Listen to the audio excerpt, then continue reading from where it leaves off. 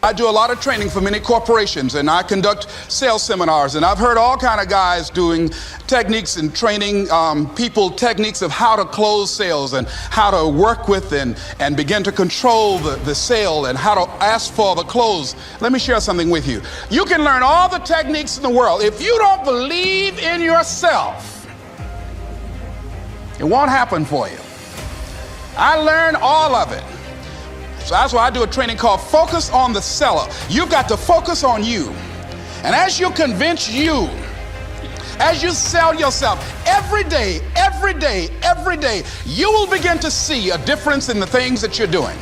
Selling yourself on your ability to perform a job, to achieve a certain objective. Telling yourself every day, here I go again. And I got what it takes. This is my day, and nothing out here is going to stop me. It's necessary that you be flexible, that you are always thinking of how can I improve this better.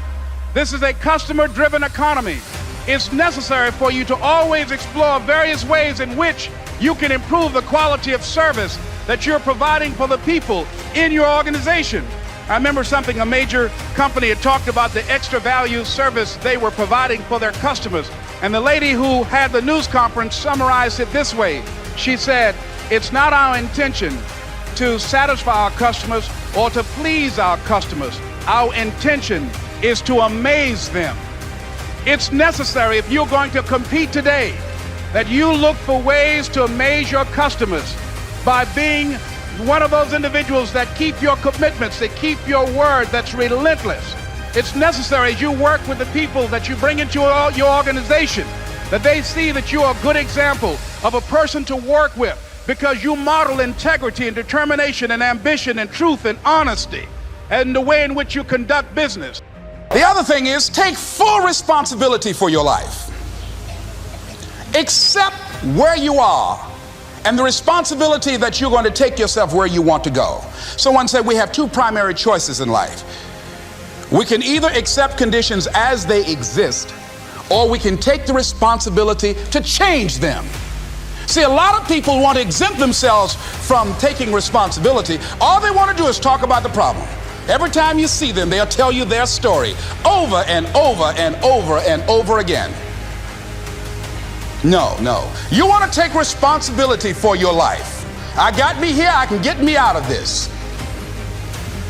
And I'm getting out. I'm not going to be a volunteer victim. George Bernard Shaw said there are two kinds of people in life. You know, he said those that make things happen, those that watch things happen, and those that don't know what happened. And he said the people that get along in this life look around for the circumstances that they want, and if they can't find them, they make them. They create them. So part of beginning to get unstuck, you've got to decide that the behavior pattern that you have adopted doesn't work for you. You've got to change your strategies, and changing your strategy means reinventing your life. Recreating you, and you have the power to do that. You can decide that you're going to change, that you're not going to be a wimp. You can decide that you're going to stand up to life. You can decide that I'm going to live each day as if it were my last. You have the power to make that decision. You can decide I'm going to work on myself and develop myself. I'm going to empower me. And all of these things that are happening to me right now, they're just temporary inconveniences. They're not stronger than I am. I'm in charge here. Overcoming the negative conversation, that inner dialogue that's going on all the time. Even when you don't want it to be there. You can't stop yourself right now from thinking. You can't do it. It's going on. And so learning how to empower yourself, part of doing that is standing up to yourself. You've got to stand up inside yourself sometimes and say, shut up. You've got to do this.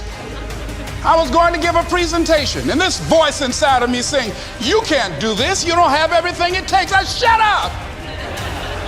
I'm behind on my bills, and you're telling me what I can't do. I have got to do it. You'll get scared sometimes. Your mind will go blank on you. Some people you will allow to unnerve you. And you wonder, what's wrong with me? I'm not crazy. That's why you've got to learn to make a conscious, deliberate, determined effort to stand up inside yourself. Working on yourself, watching that inner dialogue, it will determine the quality of your life. Next thing is that you've got to activate the thinker in you. Don't allow your emotions to control you. We are emotional, but you want to begin to discipline your emotion. If you don't discipline and contain your emotions, they will use you.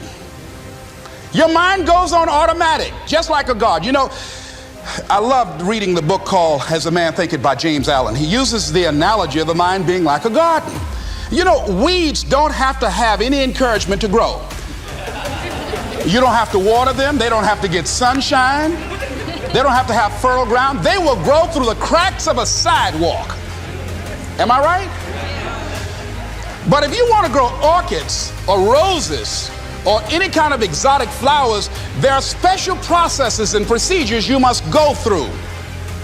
Well, by the same token, you don't have to force yourself or motivate yourself to think negatively, to be depressed, to hate somebody, to want revenge, to want to get back at somebody, to beat yourself up over the head, to feel loaded with guilt. You don't have to make any effort to do that. Your mind is on automatic. It will do that by itself. But if you want to begin to move into your own personal greatness, if you want to begin to really enjoy a happy, successful, healthy life, you've got to be willing to go against the tide. You've got to be willing to harness your will and say, in spite of this, I'm in control here. I'm not going to let this get me down. I'm not going to let this destroy me. I'm coming back. And I'll be stronger and better because of it. You have got to make a declaration that this is what you stand for. You're standing up for your dreams. You're standing up for peace of mind. You're standing up for health. You want it, and you're going to go all out to have it. It's not going to be easy. When you want to change, it's not easy. If it were in fact easy, everybody would do it. But if you're serious, you'll go all out. How good you are, I don't care how talented you are. I don't care how much you work on yourself. There are some times when things aren't going to go right. They just are not going to go right. There are times when anything that can happen will happen. Murphy's Law will be knocking at your door. Why? I don't know why. That's called life. And you have to deal with it. Sometimes your life will be in a slump, just like sports. Some of the best shooters can't hit baskets different times in games. They get in a slump. Do they sit on the sideline and say, I just didn't hit a basket today? No, they continue to execute. I suggest to you that if you are facing a challenge, don't stop. Stay busy. Work your plan. Continue to do those things that you know that work for you after you have evaluated yourself in the situation. Continue to move. Stay busy, stay busy, stay busy. I was working on a job. And I came home one day, I was married at the time, and I told my former wife, I said, that guy Bert I work for is stupid. She said, if he's so stupid, why does he sign you a paycheck? Now you see why I divorced her, right? I couldn't stand her. That night, I could not sleep well. Here was a guy that was controlling my life. I was going through all kinds of changes because this man controlled my paycheck. And it was Carlyle who said, truth crushed to earth shall rise again. Winston Churchill said, the truth is incontrovertible. Malice may attack it, ignorance may deride it, but at the end there it is. And we know scripture that says, ye shall know the truth, and the truth shall set you free. And the truth that I had to come to grips with, that I wasn't in charge of my destiny. The truth was that I wasn't giving all that I had. The truth was that there are some things that I wanted to do, but I didn't have the courage to act on those things. And the truth was that Bert Childs was a blessing to me. He made life so miserable for me, I had to start looking at my life differently. I started going to work earlier.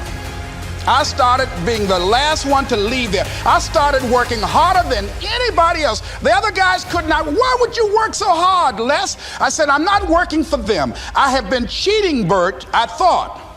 I've been cheating myself and my family. Wherever you are, whatever you're doing, do it with everything that you have.